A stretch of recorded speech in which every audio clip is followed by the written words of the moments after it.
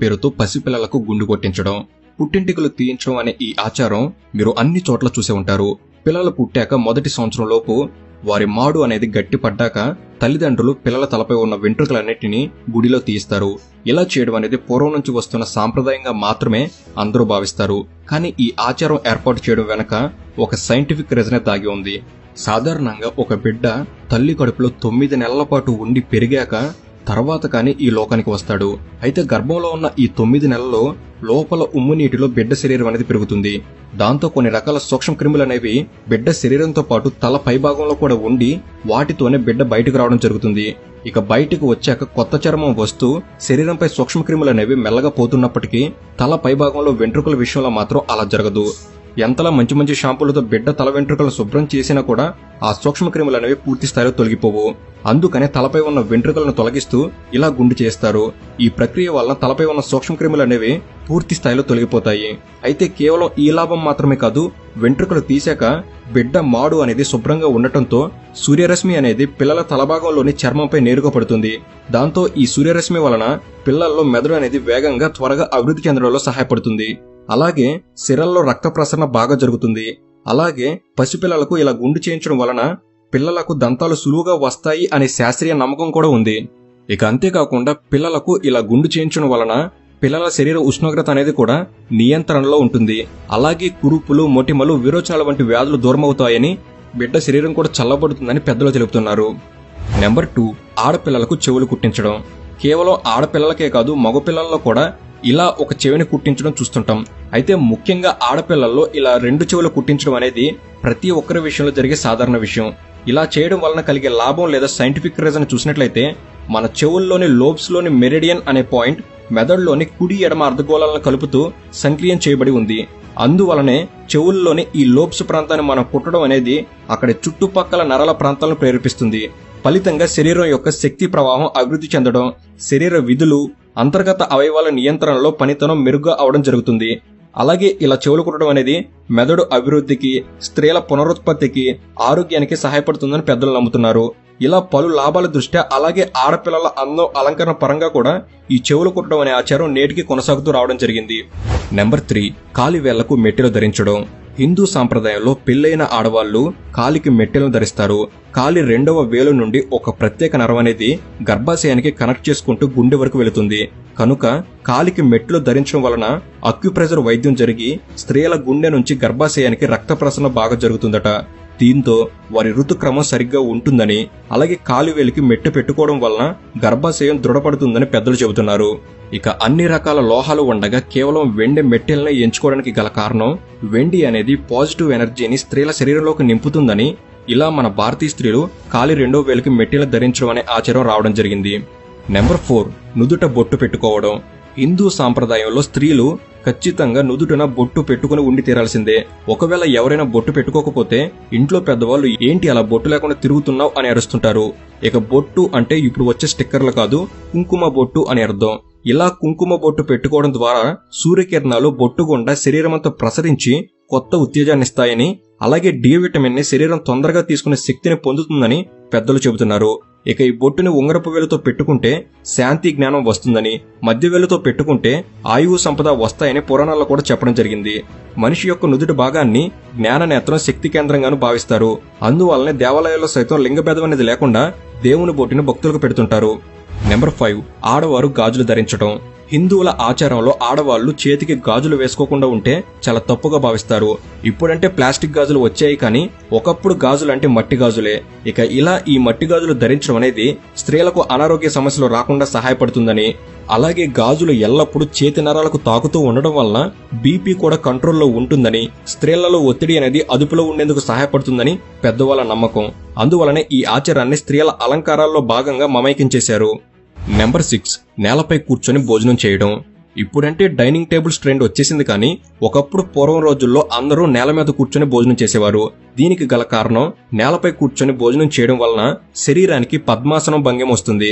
దీంతో జీర్ణక్రియ సక్రమంగా జరిగి జీర్ణాశయ సంబంధ సమస్యలు దూరమవుతాయని, అలాగే నేల మీద కూర్చొని తింటే మనకు ఎంత ఆకలిగా ఉంటే అంత భోజనం మాత్రమే తినగలుగుతామని, దీంతో ఊబకాయానికి అవకాశం ఉండదని పెద్దలు ఈ ఆచారాన్ని ప్రవేశపెట్టారు. ఇలా కూర్చునే ఈ పద్ధతి వల్లే తిన్న ఆహారం సులభంగా జీర్ణమవుతుందని పెద్దలు తెలుపుతున్నారు. నెంబర్ 7 శుభకార్యాలకు మామిడి తోరణాలు కట్టడం. పండుగల సమయంలో గడపలకు పసుపు కుంకుమ రాసి బొట్టు పెడతారు. అలాగే గుమ్మాలను పచ్చటి మామిడి తోరణాలతో అలంకరిస్తారు. ఇలా చేయడం వలన ఇంట్లోకి లక్ష్మీదేవి వస్తుందని నమ్మకం. ఏ పండుగకైనా మామిడి తోరణాలు ఉండటం అనేది ఖచ్చితమైన ఆచారంగా భావిస్తారు. అయితే దీని వెనక సైన్స్ కూడా దాగి ఉంది. సాధారణంగా పండుగల సమయంలో ఇంట్లో ఎక్కువ మంది ఉంటారు. అంటే ఇరుకైన ప్రదేశంలో ఎక్కువ మంది ఉండటం అనేది అక్కడ ఉన్న ఆక్సిజన్ స్థాయిని తీవ్రంగా తగ్గిపోయేలా చేస్తుంది. కనుక అలా పడిపోయిన ఈ ఆక్సిజన్ స్థాయిని ఈ పచ్చటి మామిడి ఆకులు అనేవి భర్తీ చేస్తాయని పండితులు తెలుపుతున్నారు. అదేంటి చెట్టుకు లేవు కదా కోసేసం ఇంకా ఆక్సిజన్ ని ఎలా ఇస్తాయి అనుకోవచ్చు. అయితే మామిడి ఆకులు కోసేసిన తర్వాత కూడా కనీసంగా 2 నుంచి 3 రోజుల పాటు అవి ఆక్సిజన్ ని అందించగలవట. వాటికి ఆ సామర్థ్యం ఉందట. అందుకే ఈ కారణాల దృష్ట్యా ఇంటి ముందు మామిడి తోరణాలు కట్టడం అనేది హిందూ సాంప్రదాయాల్లో భాగంగా చేశారు. నెంబర్ 8 నిద్రపోయేటప్పుడు తలను ఉత్తరానికి ఎందుకు పెట్టకూడదు. భూమికి అయస్కాంత క్షేత్రం ఉన్నట్లుగానే మన శరీరానికి కూడా అయస్కాంత క్షేత్రం ఉంటుందట. ఒకవేళ మనం ఉత్తర దిశగా తలను పెట్టి పడుకుంటే మన శరీరంలో ఉన్న ఐరన్ మెదడుకు ప్రవహించి బీపీ గుండె సంబంధిత సమస్యలు వస్తాయట. అలాగే తలనొప్పి, అల్జీమర్స్, పార్కిన్సన్స్ డిసీజ్ వంటి వ్యాధులు కూడా వస్తాయట. కాబట్టి వీటిని దూరం చేసేందుకు గాను తలను ఉత్తరం దిశకు పెట్టి నిద్రించకూడదు అని పురాతన కాలం నుండి చెప్తున్నారు. అందుకే హిందువులు దీన్ని ఆచారంగా భావించి ఉత్తర దిశ వైపు తలను అసలు పెట్టి పడుకోరు. నెంబర్ 9 ఉపవాసం ఉండటం. వారంలో ఏదో ఒక రోజు దేవుడికి పూజ చేసి ఆ రోజున ఉపవాసం ఉంటారు. అందరి ఇళ్లలో ఇది సాధారణంగా చూస్తూనే ఉంటాం. అయితే ఉపవాసం ఉంటే దేవుడు కరుణిస్తాడు, కోరిన కోరికలు తీరుస్తాడు అని పెద్దల నమ్మకం. అయితే ఇది మాత్రమే కాదు, ఆయుర్వేద ప్రకారం చూసినా ఇలా ఉపవాసం ఉండటం అనేది చాలా మంచిదట. ఎందుకంటే ఉపవాస సమయంలో మన జీర్ణ వ్యవస్థకు పూర్తిగా రెస్ట్ దొరుకుతుంది. దీంతో శరీరంలో ఉన్న పలు విష పదార్థాలు బయటకు వెళ్లగొట్టబడతాయి. దీంతో పాటు శరీరం దానికదే రిపేర్ చేసుకుంటుంది. ఇక ఉపవాసం ఉండటం వలన డయాబెటిస్, గుండె జబ్బులు, క్యాన్సర్, బ్యాక్టీరియా ఇన్ఫెక్షన్స్ వంటి వ్యాధులు కూడా రాకుండా ఉంటాయని సైన్స్ చెబుతుంది. అయితే అలా అని అన్ని రోజులు ఉపవాసం చేయకూడదు. కేవలం వారంలో 1 లేదా 2 సార్లు చాలని పెద్దలు చెబుతున్నారు.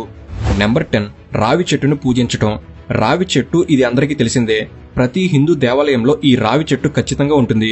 అయితే ఈ చెట్టుకు కాసే పండ్లతో మనుషులకు ఎటువంటి ఉపయోగం లేదు. అయినా కూడా ఈ చెట్టును దైవంగా భావించి హిందువులు ఎంతో భక్తితో పూజలు చేస్తుంటారు. దీనికి గల కారణం రావి చెట్టు రాత్రిపూట కూడా ఆక్సిజన్ ని ఉత్పత్తి చేసే చెట్లలో ఒకటి. సాధారణంగా రాత్రి సమయాల్లో దాదాపుగా అన్ని చెట్లు ఆక్సిజన్ కి బదులుగా కార్బన్ డైఆక్సైడ్ విడుదల చేస్తాయి. కానీ రావి చెట్టు ఇలా చేయదు. కాబట్టే ఈ చెట్టును రక్షించడానికి అప్పటి పెద్దలు పవిత్రంగా భావించేలా చేశారు. అంతేకాదు దీని చెట్టు ఆకుల్లో tannic acid, aspartic acid, flavonoids, steroids, విటమిన్లు, మెథియోనిన్, గ్లైసిన్ వంటి పోషకాలు ఉన్నాయి. ఇవన్నీ కూడా రావి చెట్టు ఆకుల్ని అద్భుతమైన ఆయుర్వేద ఔషధాలుగా మార్చాయి. అందుకనే ఆయుర్వేద పరంగా రావి చెట్టు ఆకులు ఎన్నో జబ్బులను నయం చేస్తుంది. ఇలా పలు కారణాల దృష్ట్యా రావి చెట్టును హిందూ పురాణాల్లో పవిత్రంగా భావించడం జరిగింది. నెంబర్ 11 2 చేతులు జోడించి నమస్కారం చేయడం. హిందూ సాంప్రదాయాల్లో ఎవరైనా తెలిసిన వారు కానీ పెద్దవారు కానీ ఎవరైనా సరే కనిపిస్తే మర్యాదపూర్వకంగా ప్రతి ఒక్కరూ చేసేది ముందుగా 2 చేతులు జోడించి నమస్కారం చేయడం. అయితే ఇలా చేయడానికి ఒక కారణం ఉంది. అదేమిటంటే మనం నమస్కారం చేసినప్పుడు మన 2 చేతులు కలుస్తాయి. ఆ సమయంలో మన మునివేళ్లు ఒకదానికి ఒకటి ఒత్తుకుపోతాయి. అలా అవటం వలన మెదడులోని జ్ఞాపకశక్తి నాడులు ఉత్తేజితమై అలా పలకరించిన వ్యక్తుల్ని ఎక్కువ కాలం గుర్తు పెట్టుకునేలా చేస్తుందట. అందుకే 2 చేతులు జోడించి నమస్కారం చేయడం అనేది మన పెద్దలు ఆచారంగా పెడుతూ రావడం జరిగింది. అయితే ఈ నమస్కారం అనేది అన్ని లింగాల వారిని తాకకుండానే గౌరవించేలా, ప్రేమగా పలకరించేలా ఉంటుందని కూడా పెద్దలు దీన్ని హిందూ సాంప్రదాయాల్లో భాగంగా మార్చారు. నెంబర్ 12 సూర్య నమస్కారం చేయడం. హిందువులు చాలా మంది ప్రతిరోజు సూర్య నమస్కారం చేయడం చూస్తూ ఉంటాం. ఇలా సూర్యోదయం సమయంలో సూర్య నమస్కారం చేయడం వలన రోగ నిరోధక శక్తికి అత్యంత ముఖ్యమైన విటమిన్ డి లభిస్తుంది. ఇది తక్కువ అయితే శరీరంలో అన్ని ఉన్నా ఏది సక్రమంగా పనిచేయదు. ఇక ప్రతి సూర్య నమస్కారంలో 12 ఆసనాలు ఉంటాయి. కాబట్టి మనం 12 సార్లు సూర్య నమస్కారం చేస్తే 288 భంగిమల్లో శరీరాన్ని వంచినట్లు సమానం. అంటే ప్రపంచంలోని జిమ్ ట్రైనర్లందరికీ వేలల్లో డబ్బు ఇచ్చినా కూడా ఒక్క నెలలో రోజుకి 20 నిమిషాల సూర్య నమస్కారం వల్ల కలిగే ప్రయోజనాల్ని వారు మనకు కలిగించలేరని సైన్స్ కూడా చెబుతుంది. నెంబర్ 13 తులసి మొక్కను పూజించడం. భారతీయ హిందూ సంస్కృతిలో తులసి మొక్కకు చాలా విశిష్టత ఉంది. ఇంటి ముందు తులసి మొక్కను పెట్టుకుని ప్రతి హిందువు ఆ మొక్కను ఎంతో భక్తి శ్రద్ధలతో పూజిస్తారన్న విషయం మనందరికీ తెలిసిందే. అయితే అసలు ఈ తులసి మొక్కను ఇంటి ప్రాంగణంలో ఎందుకు పెడతారు, ఎందుకు పూజిస్తారు అంటే తులసిలో సైన్స్ ఎంతో దాగి ఉందని సమాధానం చెప్తారు. సాధారణ మొక్కలు మామూలుగా రాత్రిపూట కార్బన్ డైఆక్సైడ్ విడుదల చేస్తాయి. కానీ తులసి మొక్క మాత్రం 24 గంటలు ఆక్సిజన్ విడుదల చేస్తుంది. అందుకే తులసిని ఇంటి ముందు పెట్టుకుని పూజిస్తారు. తులసి మొక్కకు ప్రదక్షిణ చేయడం వల్ల మనకు తెలియకుండానే ఆక్సిజన్ అందుతుంది. అంతేకాదు ఇంటి నుండి ఎవరైనా బయటికి వెళ్లేటప్పుడు, బయట నుంచి లోపలికి వచ్చేటప్పుడు దీని ప్రభావం చాలా ఉంటుంది. తులసి ఆకు నమిలినా, తులసి తీర్థం ప్రతిరోజు తీసుకున్నా అది మంచి ఔషధంగా శరీరానికి పనిచేస్తుంది. ఇలా పలు కారణాల దృష్ట్యా తులసి మొక్కను పవిత్రంగా పూజిస్తూ రావడం జరిగింది.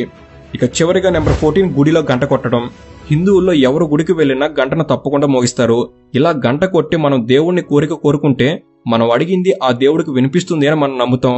కానీ అసలు విషయం ఏమిటంటే గుడిలో ఉండే గంటను 7 సార్లు కొడితే మన శరీరంలో ఉన్న 7 చక్రాలు ఉత్తేజం అవుతాయట. అంతేకాదు మెదడు యొక్క కుడి ఎడమ భాగాలు 2 కొంతసేపు ఏకమవుతాయట.